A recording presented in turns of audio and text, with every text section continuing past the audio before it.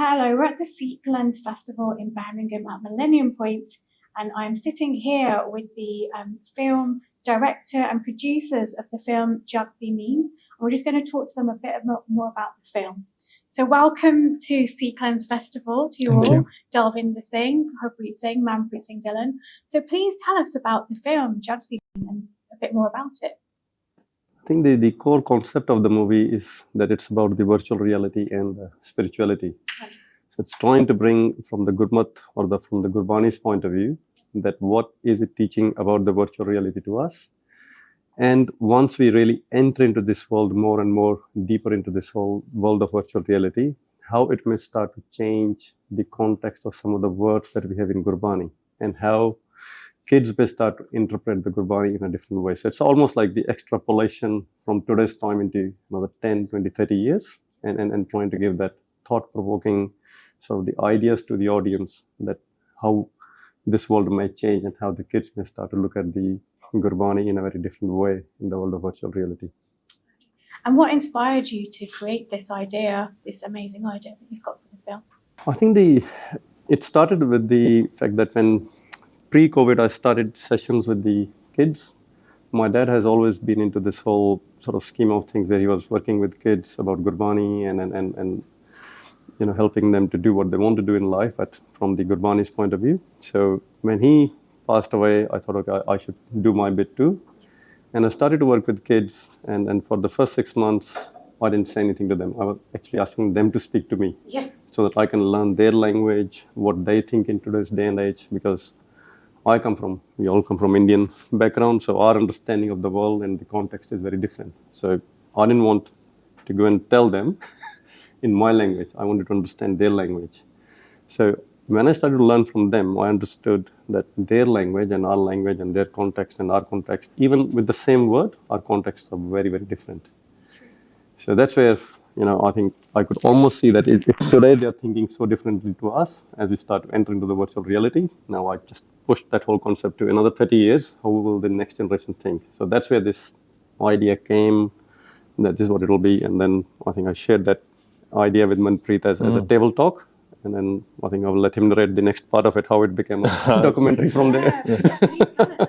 Because it's an amazing concept, right? And as you said, it's important to get the youth to learn more about Gurbani and these amazing ways to do so. But as a director of the film, how did you find to actually direct it? What was it like for you? So basically, where Paji left, we had a table talk, and I listened to it, and I'm like, this is something that we need to document. It's not the issue that we have right now, but it's coming up. And then if we don't act at it, it's going to get worse. Not that everything that technology brings to us is bad, but it should be controlled. And as a parent, you should be controlling it, or as an individual, you should be controlling it. I just felt like I was in the same sort of box as well, because I was, as a film director and as a active person on social media, I was all surrounded by the devices, the digital, the gadgets, and I thought this should be somewhere, this should be documented. So yeah, basically we didn't put much effort into it, because this was a concept, like the way it is. We didn't put much effort, and when it came out to be, like when we actually saw the raw footage, I was like, I need to get it edited properly, get it done properly, because Paji didn't say much when we initially spoke, but during the documentary he actually gave a full explanation. Yeah. So, and just from there on, we didn't even think we were going to be here one day. We went to LA last year, we went to India and Chandigarh, we went to Shimla, and people have given a lot of positive feedback. So hopefully better things will come, in the future. But yeah, that's how we filmed it. Yeah, no, it's incredible, because you're all here from Australia, and I haven't said that, but it's so nice that you've come all the way from Australia to showcase it at the Sikh Lens Festival. I think it's really important that the whole world sees something like this. It's an amazing idea, and to obviously bring that to Birmingham, it's completely amazing. You said you showcased in Chandigarh and California as well. Are you planning to showcase anywhere in other countries too? I think I think we'll be happy in looking at what we're going to create next rather than showcasing. And it's going to be on YouTube. And like as a YouTube, you can literally see it from any part of the world. So hopefully after Sikh Lens, we will release it again on YouTube, because we did take it off YouTube just because of the Sikh Lens wanted to showcase. And then from there on, we'll be working on something next year. Yeah, that's great. Are you able to tell us anything more about what you're all working on together next? Well, there's few things. I don't know. When you talk to Harpreet Paji, he gives you so many ideas, and you look at it. When it's like when you go to a shop and there's so many things to buy, and you get confused. As compared to when you go to a shop where there's two things to buy, it's easy to choose. So that's like when he talks to me, I'm like, this should be a film, this should be a film, this should be. So I actually don't know. We just need to sit together and get some voting. Get some ideas, some more ideas. Maybe we could do a big collaboration between like Birmingham and Australia or something. There's things that we can do. But no, it's really nice because, as you mentioned, what the film's about, and that you can see it on YouTube once the film festival is finished. And I encourage the Sangat to do that. It's an amazing concept, because it is very important for our youth nowadays, to learn more about Gurbani, and what a better way to kind of introduce the concept of the digital world and Gurbani. It's the only way to kind of bring perhaps the two things together for the youth to understand a bit better. So it's amazing. What are your thoughts? Any more thoughts on that? Obviously, I think the technology needs to be worked in our advantage. So we need to make sure that we don't become slaves of Gurbani, or of technology, sorry. We need to make sure we don't become slaves of technology itself. And then one of the ways to make sure that we don't become slaves of technology is that we need to understand Gurbani. That's true. Because that's the one which is actually letting me know that how I manage myself, and not let everything else around me manage me. So, and as the world moves to the technology, I think it's very important that we start to use it for positive things, and we make sure that we've got enough apps or ideas actually floating even in the technology world that can help kids to be there, and when they're in the technical world, they can actually be exposed to these concepts of Gurbani too. So it's just, I think we need more innovation. We need a bit more of sort of the idea generation. We need to sit with kids. We need to understand what are they looking for, and then I think as a community, we have a lot of funding. We do lots of works, but I think we need those works to be coming from kids. Let's understand what they want. Yeah, let's speak to them and find out what they want. How can we, bring the two together in a way that they'll understand better? That's fantastic. Okay, so please tell me, why is it important for everyone to watch the film? I think this documentary will actually provide us a lot of insights on how our next generation is thinking, and then especially how are they going to look at the Gurbani in next few years. Again, we haven't seen that happening, but from my experience with the kids, I can be very sure that 80 to 90% of the chance what we have actually discussed in the movie is what is going to happen. And I'm happy to share one of the examples in here. That, for example, we have this whole beautiful message within Gurbani which helps me or guides me to say that Sang Saka Sab Taj Gaye, Kaun Nibhiyo Saath. That anyone around me, my friends, my relatives, they will all go away one day. But as we start to enter the world of digital avatars, kids will say, my digital avatar is always with me.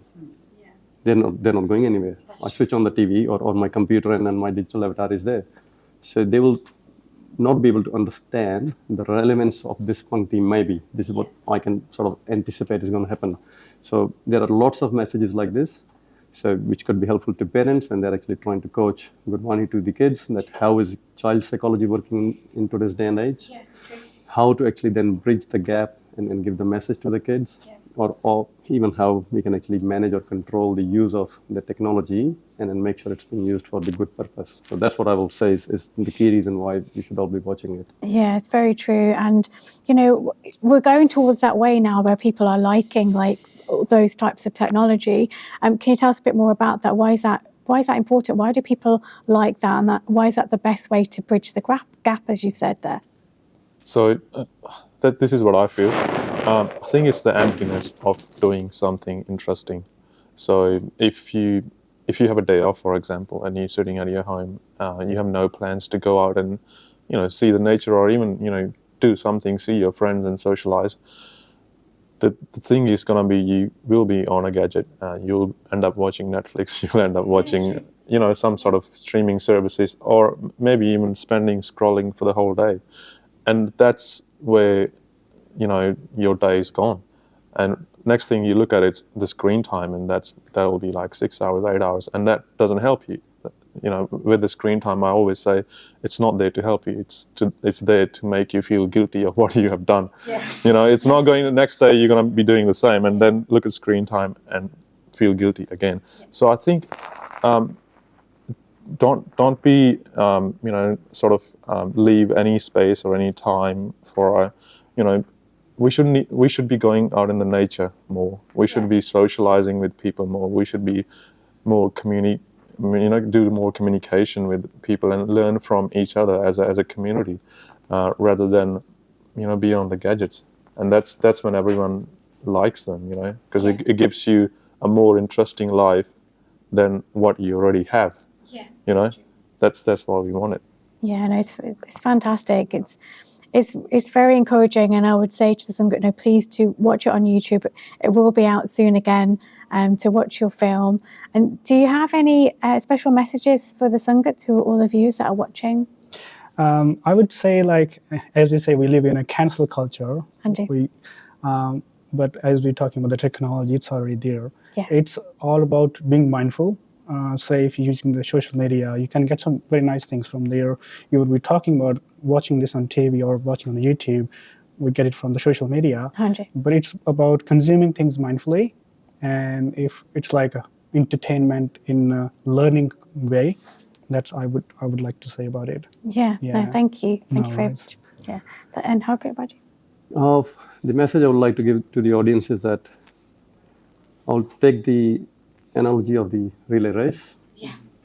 So in relay race, doesn't matter how better or good the guys who were or the girls who ran before me. If I don't do my job, I don't pass the baton to the next person in time, we'll lose it. Doesn't matter how much hard work was done by the people before me. All the religions, faiths, culture are exactly like the relay race. So it becomes our duty to pass the baton to the next generation with the same values, with the same concepts, what our elders, what our Gurbani, what our previous generations have been doing. So it's very important that as a community, as parents, as people, we actually really understand the rich heritage we have in the form of Gurbani, and we pass those values to our next generation. And if we can all do that, it means we actually pass the baton to the next generation in the best way. Otherwise, whatever our ancestors have done in the best way, I think we will make them defeat. Yeah, it's very true. No, thank you so much for that message. Yeah, thank you. Manpreet, this is actually included in the movie as well, but I'll say it here. I'll just finish it off in the sentence. You need to spend more time with your kids if you want them to spend more time with you in the future. That's pretty much it. Yeah. Thank you so much, all of you, for coming here today, especially to Birmingham Sikh Language Festival. It's been wonderful to speak to you all, and I wish you all the best with your film and your future films as well. So thank you so much. Thank you so much. Thank you. Thanks a lot.